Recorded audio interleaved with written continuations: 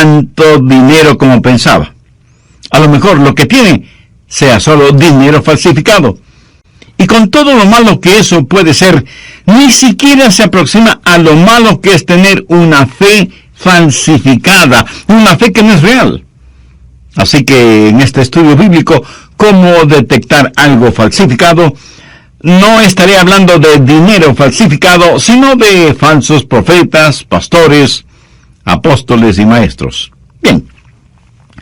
Veamos 2 de Pedro capítulo 2, empezando en el primer versículo. Pero hubo también falsos profetas entre el pueblo, como habrá entre vosotros falsos maestros, que introducirán encubiertamente herejías destructoras, y aún negarán al Señor que los rescató, atrayendo sobre sí mismos destrucción repentina. Y por avaricia harán mercadería de vosotros con palabras fingidas. Sobre los tales, ya de largo tiempo la condenación no se tarda, y su perdición no se duerme. Hoy vamos a mirar este asunto de falsos creyentes, apóstoles, pastores, profetas y predicadores.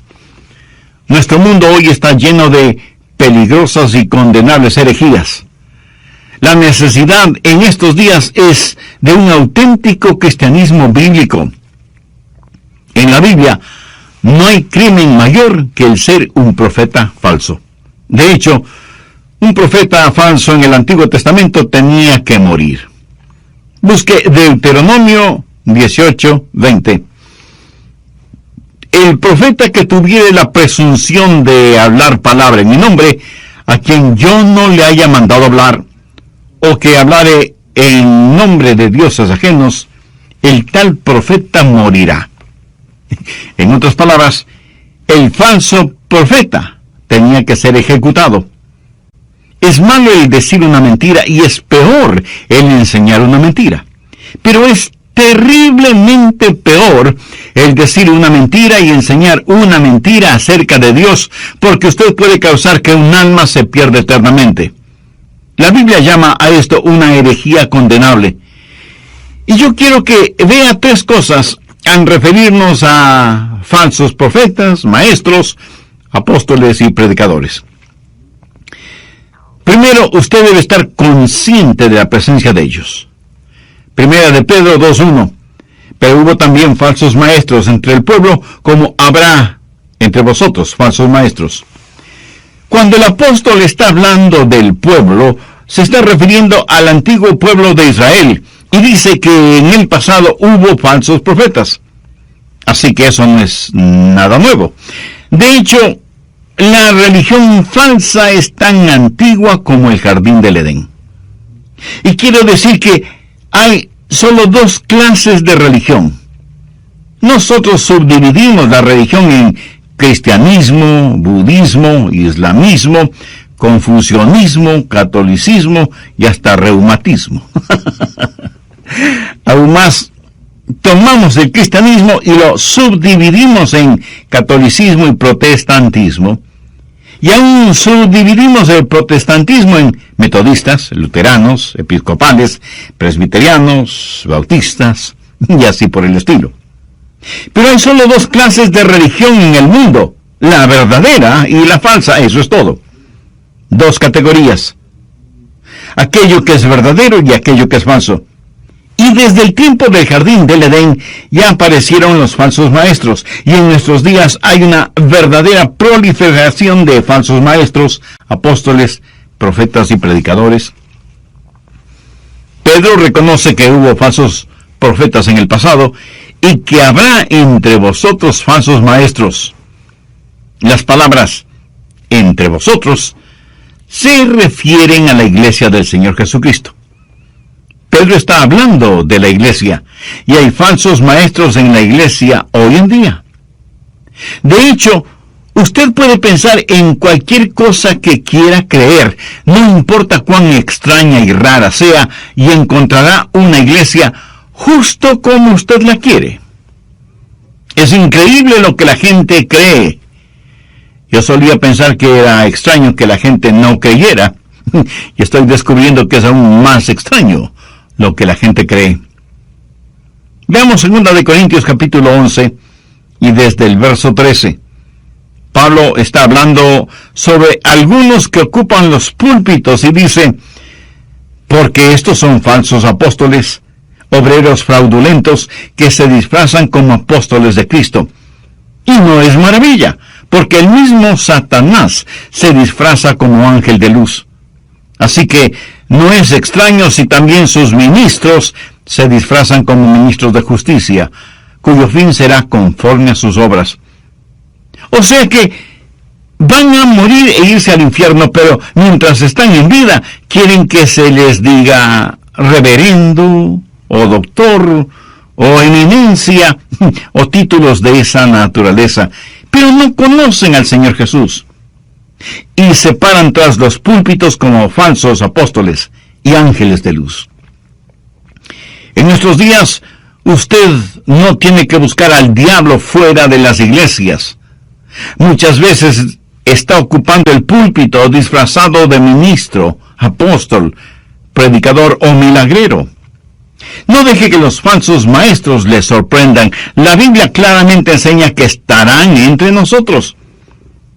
Pero también menciona herejías destructoras. La raíz de la palabra herejía significa dividir. Cuando la herejía penetra en la iglesia, siempre causará que la gente se divida, porque si alguien trae una doctrina falsa a la iglesia, el liderazgo de la iglesia podría decir: usted no puede enseñar eso aquí. Y los promotores de falsa doctrina dirán: oh, sí que podemos. Y a lo mejor el pastor diga: ustedes no pueden creer eso. Y ellos dirán: claro que creemos. Y así comienza la división. Y cuando usted enfrenta a esa clase de personas que introducen encubiertamente herejías destructoras, ellas actuarán como que están siendo perseguidas. Aparentan ser las víctimas. Y usted es culpable por oponerse a la verdad. Son como los dos hermanitos que peleaban en el dormitorio y su mamá vino para calmarles. Y Juan dijo: mamá, todo comenzó cuando Jaime me devolvió el golpe que le di. Y así son muchas personas que traen doctrinas heréticas a la iglesia. Y si usted no las acepta, entonces usted es el causante de la división. Y sin embargo, algunas veces usted tendrá que enfrentar herejías, sea a nivel denominacional, a nivel eclesial o a nivel personal. Aquí, permítame decir algo que lo he dicho muchas veces. Es mejor estar divididos por la verdad que estar unidos en el error.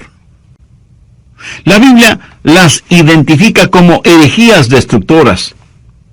No tenemos que llevarnos bien con todo el mundo.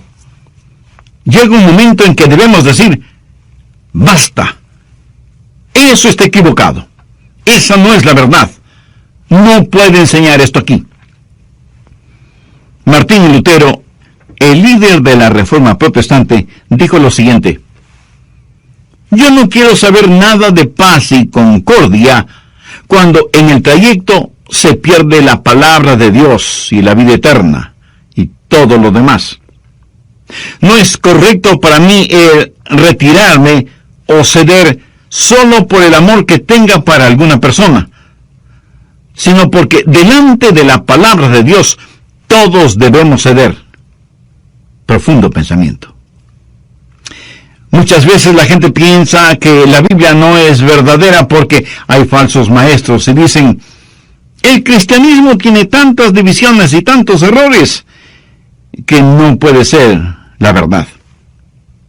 Por el contrario, si no hubiera cultos falsos, la Biblia no sería verdad, porque la Biblia dice que habrá cultos falsos. ¿Qué es lo que dice Pedro? Pero hubo también falsos profetas entre el pueblo, como habrá entre vosotros falsos maestros. Si no hubiera falsos maestros, la Biblia no sería verdad, porque la Biblia dice que habrá falsos maestros. Por favor, busque 1 de Timoteo 4:2. Pero el Espíritu dice claramente que en los postreros tiempos algunos apostatarán de la fe, escuchando espíritus engañadores y a doctrinas de demonios. Y ahora surge la pregunta: ¿cómo puede detectar algo que es falsificado? Porque una cosa es identificar un billete falso, pero otra muy diferente es el detectar a un falso profeta, predicador o maestro. Bien, permítanme darles 5 pruebas con las cuales puede enfrentar a cualquier predicador, profeta o maestro sobre la faz de la tierra para saber si es genuino o falsificado. Primero, la prueba del origen. ¿Cuál es la base, el fundamento, la fuente o el origen de su enseñanza? ¿Tiene otras revelaciones aparte de la Biblia? Por ejemplo, alguien puede venir a su puerta y decir: oh, nosotros aceptamos la Biblia como la palabra de Dios, pero también aceptamos a José Smith como profeta. Lo que ellos quieren hacer es poner otro fundamento junto a la palabra de Dios. Pero Dios dice que no debemos ni añadir, ni quitar, ni enmendar, ni reinterpretar nada de su palabra. Para ellos, el origen de lo que creen es la palabra de Dios. ¿Tienen alguna otra revelación aparte de la Biblia? Segundo, la prueba del Salvador. ¿Creen ellos que Jesucristo es el Mesías, el Hijo de Dios nacido de una virgen, coigual y coeterno con Dios el Padre? El otro día vinieron a mi casa unos testigos de Jehová, y yo me porté con ellos muy bondadosa y cortésmente, y cuando empezaron a hablar les dije: antes de que digan algo más, quiero hacerles una pregunta. ¿Adoran ustedes al Señor Jesucristo? Ellos respondieron: creemos que Jesucristo es el Hijo de Dios. Les dije: me alegra escuchar eso, pero yo pregunté si adoraban al Señor Jesucristo. Y ellos contestaron: bueno, le damos a Él alabanza y honor. Oh, eso suena muy bien, pero ¿adoran ustedes al Señor Jesucristo? Y dijeron: nosotros le reverenciamos. Les dije: amigos, yo quiero que sencilla y claramente respondan a mi pregunta: ¿adoran al Señor Jesucristo? Y ellos contestaron: no. Y les pregunté: ¿y por qué no? La Biblia está llena de adoración a Jesucristo. Los evangelios relatan cómo sus seguidores le adoraron. Ahora, si Él no es Dios, por supuesto que no debe ser adorado, pero si Él es Dios, debe ser adorado. Ellos dijeron: discúlpenos, pero debemos irnos. Y más rápido de lo que vinieron, se fueron. La verdad es que yo quería que se queden porque quería mostrarles con la palabra de Dios que Jesucristo debe ser adorado. Pero claro, si Él no es Dios, no debe ser adorado. Porque la Biblia dice: al Señor tu Dios adorarás, y a Él solo servirás. Tercero, la prueba de la persona. Es la fuente primaria de sus enseñanzas el Evangelio de Jesucristo.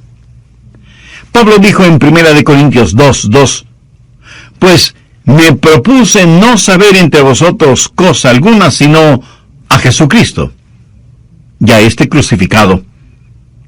Todo lo demás se deriva de esto, o concluye en esto. Esta es la base, el fundamento. Toda la Biblia es acerca de las buenas nuevas del Evangelio de Jesucristo. El Antiguo Testamento profetiza que alguien vendrá. El Nuevo Testamento certifica que ese alguien vino. Y el libro de Apocalipsis dice que ese alguien vendrá otra vez. Y ese alguien es el Señor Jesucristo. Él es el héroe de la Biblia. La Biblia tiene un tema, la salvación. Tiene un héroe, Jesús.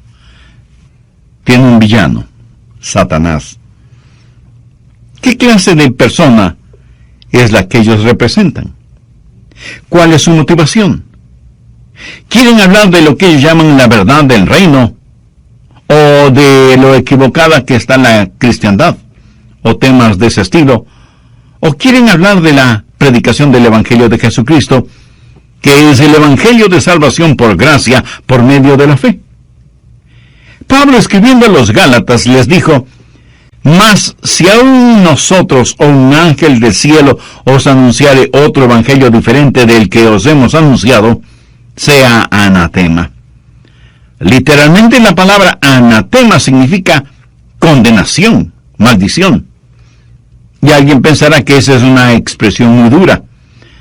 No es ser duro si yo le digo a alguien: usted no puede enseñar algo que va a guiar a la gente al infierno. Amigo, aquí no estamos hablando de las preferencias en cuanto al color de las paredes, o si en las papas necesitan más sal, o qué sabor de helado le gusta más. No. Estamos hablando del destino eterno de los seres humanos. Cuarto, la prueba de la salvación. Estos falsos profetas, apóstoles, maestros y predicadores enseñan que la salvación es por gracia, por medio de la fe, o tratan de añadir obras y algunas otras cosas raras, aunque digan que son manifestaciones del Espíritu. Cada vez que se le dice a una persona que tiene que hacer algo más que simplemente confiar en el Señor Jesucristo para ser salvo, se debe quitar de la Biblia las palabras todo aquel que cree. Por ejemplo, si usted dice que una persona tiene que ser bautizada para ser salva, ¿sabe lo que está haciendo? ¿Sabe a cuánta gente está eliminando? Piense en una guerra en pleno desierto. Un soldado es herido mortalmente y el capellán se acerca y le pregunta: ¿eres salvo? El soldado responde: no lo soy, pero quiero serlo. Y el capellán le dice: lo siento mucho, no puedo bautizarte. Todo lo que tenemos alrededor nuestro es solamente arena, no tenemos ni una gota de agua ni en las cantimploras. Ve lo incongruente de la situación. Cada vez que alguien añade otros requisitos para la salvación, anula el requisito bíblico que sencillamente declara todo aquel que cree. Busque Romanos 10:13. Porque todo aquel que invocare el nombre del Señor será salvo. Y eso, mi amigo, significa cualquier persona que quiera ser salva, se arrepiente y pone su confianza y fe en Jesucristo, será salva en cualquier lugar, a cualquier hora, sin ningún otro requisito. Gloria a Dios por esto. Quinto, la prueba de la santificación. Enseñan ellos que el creyente debe procurar vivir una vida santa. Si es que no enseñan santidad personal y separación del pecado, hay algo fundamentalmente podrido en sus enseñanzas. ¿Viven ellos mismos una vida de santificación? ¿O todo lo que Plugar les puede identificar por sus métodos? El primer verso de 2 de Pedro capítulo 2 habla del mensaje. El verso 2 habla del método. Y muchos seguirán sus disoluciones. Otra versión bíblica dice: y muchos seguirán sus perniciosos caminos. ¿Qué significa pernicioso? Algo realmente malo, torcido, depravado. El verso 3 dice: y por avaricia harán mercadería de vosotros. Ahora regresemos un momento al verso 1, en donde leemos: introducirán encubiertamente herejías destructoras. Todo esto está describiendo cómo ellos operan, trabajan o actúan. La palabra encubiertamente significa en secreto, clandestinamente, y conlleva la idea de hacer algo ilegal de tal manera que sea muy difícil de descubrir. Y lo que ellos hacen es enseñar cosas falsas, juntamente con las verdaderas, para crear confusión. Y todos saben que eso es exactamente lo que se debe hacer si se quiere engañar a alguien. Por ejemplo, ¿cuáles son los anuncios o propaganda comercial más atractivos y profesionales en la televisión? Los de las cervezas. Hermosos paisajes, impresionantes nevados, playas exóticas, y todos pasando un tiempo extraordinario gracias a la cerveza. Pero lo que jamás muestran es al hombre embotado de cerveza, durmiendo su borrachera en la calle, cubierto por su propio vómito y lleno de moscas. Tampoco muestran al que llega a su casa embriagado y cuando su pequeña hijita le reclama, le golpea con su puño en la cara. Tampoco muestran al hombre que, dominado por el alcohol, empuja fuertemente contra la pared a su asustada esposa. Ni muestran a alguien que es llevado a la emergencia de un hospital y tiene múltiples fracturas porque un conductor borracho lo atropelló y jamás se detuvo para prestarle ayuda. Eso no lo muestran jamás. Y aunque desde otra perspectiva, lo mismo es con los anuncios de los cigarrillos, praderas impresionantes, hermosos caballos, invitadoras fogatas. Y me pregunto, ¿qué tiene que ver esas praderas, esos caballos y esas fogatas con el cáncer pulmonar? Y los fumadores ni siquiera prestan atención a la advertencia impresa en cada paquete de cigarrillos que dice: fumar cigarrillos es peligroso para la salud. Pero claro, eso está impreso con letra muy pequeña, como para que usted no pueda leerlo. Pero tienen que ponerlo porque así lo exige la ley. ¿Sabe que el diablo hace la misma cosa? Habla con palabras fingidas, como lo vemos en el verso 2, harán mercadería de vosotros con palabras fingidas. ¿Sabía que en el griego la palabra fingir es plastos? Es la palabra de donde se deriva la palabra plástico. Maestros, predicadores, apóstoles plásticos, entregando ideas y palabras plásticas. ¿Qué quiere decir plástico? Es algo que es sumamente moldeable, que se adapta a cualquier forma, que puede imitar cualquier cosa. Y los falsos son excelentes diciendo palabras fingidas. ¿Qué es lo que dice Pablo? Que con palabras fingidas, con palabras plásticas, hacen mercadería de vosotros. Y el identificar, el detectar a estos falsos maestros, predicadores, pastores y apóstoles, es más difícil que tratar de agarrar una anguila en un barril de aceite. Pero se los puede reconocer por sus métodos, su mensaje y sus maneras. Miremos nuevamente el verso 2. Y muchos seguirán sus disoluciones, o sus caminos perniciosos. Y esa es una palabra que no usamos mucho en la actualidad, pero que literalmente significa una lujuria descontrolada. Estos falsos religiosos, que no son más que lobos con piel de oveja, no aman al Señor. Y no aman al Señor porque no le conocen. El núcleo, el centro, la sustancia de sus mensajes son ellos mismos, por lo que tejen inextricablemente la apostasía con la inmoralidad. Al respecto, anote Judas 4, porque algunos hombres han entrado encubiertamente, los que desde antes habían sido destinados para esta condenación, hombres impíos, que convierten en libertinaje la gracia de nuestro Dios, y niegan a Dios, el único soberano, y a nuestro Señor Jesucristo. En otras palabras, han convertido la gracia de Dios en lujuria. Conozco personas que hablan acerca de la gracia de Dios, pero viven en pecado y dicen: bueno, el Calvario lo cubre todo. Eso, mi amigo, es herejía. Pablo, escribiendo a los hermanos en Roma, les dijo: ¿qué pues? ¿Perseveraremos en el pecado para que la gracia abunde? En ninguna manera. Y en Jeremías 23:14 leemos: y en los profetas de Jerusalén he visto torpezas. Cometían adulterios y andaban en mentiras, y fortalecían las manos de los malos, para que ninguno se convirtiese de su maldad.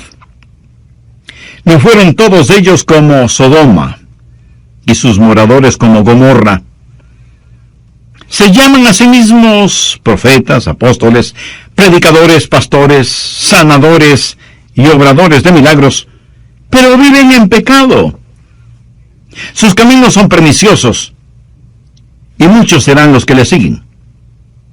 De hecho, les encanta tener un religioso que beba con ellos, que comparta chistes obscenos con ellos, que sea lujurioso como ellos. ¿Por qué? Porque eso les hace sentir muy bien. La Biblia ya lo dijo. Muchos les seguirán en sus perniciosos caminos.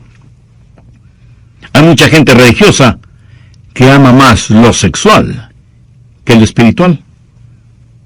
En Mateo 7:21 Jesús dijo: no todo el que me dice Señor, Señor, entrará en el reino de los cielos, sino el que hace la voluntad de mi Padre que está en los cielos.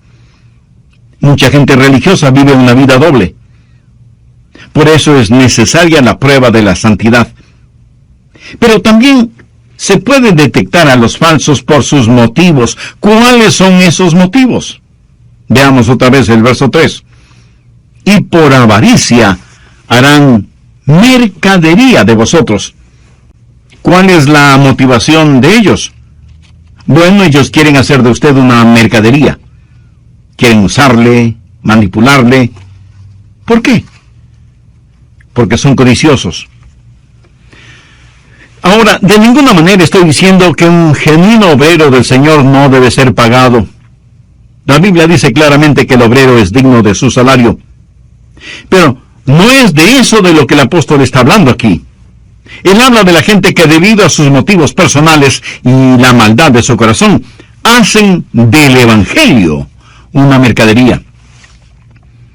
Y usted seguramente ha visto a estos mercaderes espirituales en la televisión, convirtiendo el bendito Evangelio del Señor Jesucristo en nada más que en vulgar mercadería.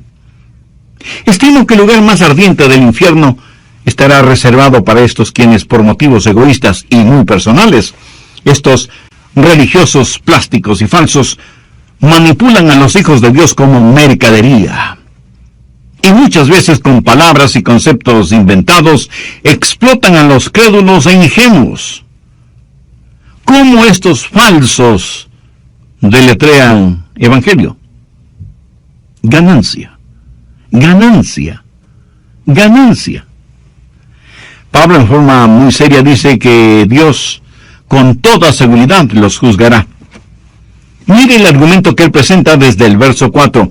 Porque si Dios no perdonó a los ángeles que pecaron, sino que arrojándoles al infierno los entregó a prisiones de oscuridad para ser reservados al juicio, y si no perdonó al mundo antiguo, sino que guardó a Noé, pregonero de justicia, con otras 7 personas, trayendo el diluvio sobre el mundo de los impíos, y si condenó por destrucción a las ciudades de Sodoma y Gomorra, reduciéndolas a ceniza y poniéndolas de ejemplo a los que habían de vivir impíamente, y libró al justo Lot, abrumado por la nefanda conducta de los malvados. Vamos ahora al verso 9. Sabe el Señor librar de tentación a los piadosos y reservar a los injustos para ser castigados en el día de juicio. ¿Qué es lo que Dios está diciendo? Aquí está mi solemne advertencia para cada falsificador. Cuando los ángeles cayeron, yo los juzgué. Cuando la civilización en los días de Noé se contaminó con la depravación y el pecado, la juzgué. Yo juzgué las perversiones de Sodoma y Gomorra, y ciertamente juzgaré a todo falso profeta. Y si Dios no perdonó a los ángeles, ni al mundo antiguo, ni a Sodoma y Gomorra, Él no va a perdonar a ningún falso profeta. Pero hay el otro lado de esta moneda. Busque Romanos 8:32. El que no escatimó ni a su propio Hijo. Cuando Jesús dejó el cielo para venir a la tierra y ser mi sustituto, mi pecado y su pecado,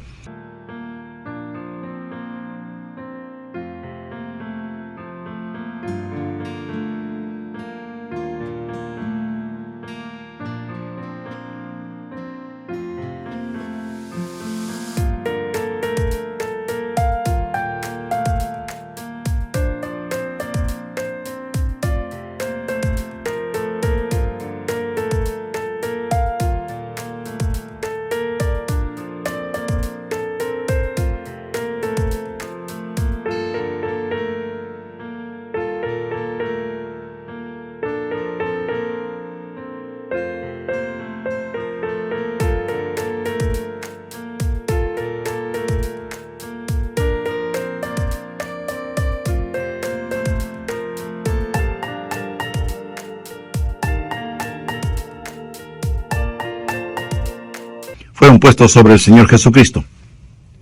Cuando después de haber flagelado todo su cuerpo y haberle arrancado la barba de su rostro y haber puesto en sus sienes una corona de espinas, los llevaron al Calvario y estiraron sus brazos para clavarle en esa ignominiosa cruz. Y aun estando en la cruz, siguieron torturándole. Jesús, aunque sentía un dolor inimaginable, ¿no lloró? En Hechos 8:32 leemos: como cordero mudo delante del que lo trasquila, así no abrió su boca. Pero entonces algo sobrenatural sucedió. Los cielos se volvieron negros como medianoche, y Dios el Padre, que siempre había estado con su Hijo desde la eternidad, le volvió la espalda a su propio Hijo, a tal punto que Jesús clamó: Dios mío, duros. Y Jesús, quien nunca pecó, se volvió pecado. Y Jesús, quien siempre fue el objeto de la alegría y satisfacción del Padre, se convirtió en el objeto del reproche y del juicio de Dios. Y Dios el Padre miró a su Hijo como hubiera tenido que mirarnos a usted y a mí en el día del juicio, si la deuda de nuestros pecados no hubiera sido pagada por el Señor Jesucristo en el Calvario. Por eso el Padre le dio la espalda a su Hijo. Déjeme decirle algo. Si hubiera habido una circunstancia cuando Dios hubiera estado inclinado a ser indulgente con el pecado, hubiera sido ese instante, cuando el pecado de todo el mundo cubría por completo a su amado Hijo. Pero la Biblia dice: el que no escatimó ni a su propio Hijo. Escúcheme, si Dios no escatimó a su propio Hijo cuando llevó nuestros pecados, ¿cree que Dios va a ser indulgente con usted y sus pecados? De ninguna manera. Dios no perdonó a los ángeles que pecaron. Dios no suspendió el castigo al mundo antiguo. Dios no suspendió el juicio sobre Sodoma y Gomorra. Y Dios no protegió ni a su propio Hijo cuando estaba en juego nuestra redención. En vista de eso, ¿qué le hace pensar que Dios será indulgente con usted? Pero en Romanos 8:32 también hay una preciosa verdad. El que no escatimó ni a su propio Hijo, sino que lo entregó por todos nosotros, ¿cómo no nos dará también con Él todas las cosas? A lo mejor usted está pensando: pastor, ¿qué quiere decir eso? Bien, déjeme ilustrarlo de la siguiente manera. Suponga que un día usted viene y me dice: pastor, ¿puede darme a su hijo primogénito? Yo, sorprendido y asombrado, le pregunto: ¿y para qué quiere a mi hijo primogénito? Y usted responde: oh, lo quiero para abusar de él, para decir mentiras acerca de él, quiero golpearle y humillarle, quiero azotarle y clavarle en una cruz para que muera en agonía y cubierto con su propia sangre. Quiere darme a su hijo. Y yo, tratando de controlar mi vieja naturaleza adánica, le diré firme y fuertemente: no, usted debe estar loco para pedirme que le dé mi hijo para semejante cosa. Ahora, suponga, solo suponga, que por alguna extraña, muy extraña razón, yo le ame a usted de tal manera que le entrego a mi hijo, mi amado primogénito, aun sabiendo lo que usted le va a hacer. Y después de que lo entrego, usted me dice: ya que me ha entregado a su hijo, ¿podría también darme la ropa de él y los instrumentos musicales de él y la biblioteca de él, en fin, todo lo que es de él? Y yo, que por alguna extraña, muy extraña razón, le amo a usted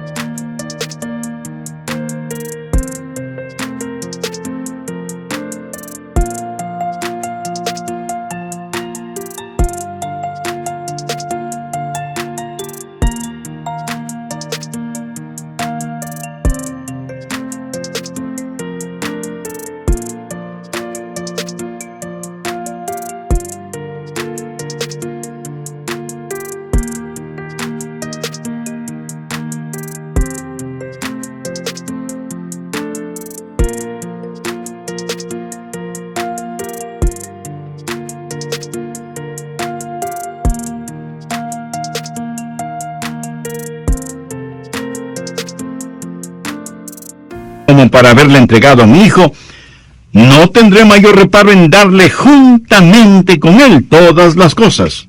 Es más, le diré, siendo que mi primogénito era mi heredero, usted va a ser coheredero de todas las cosas.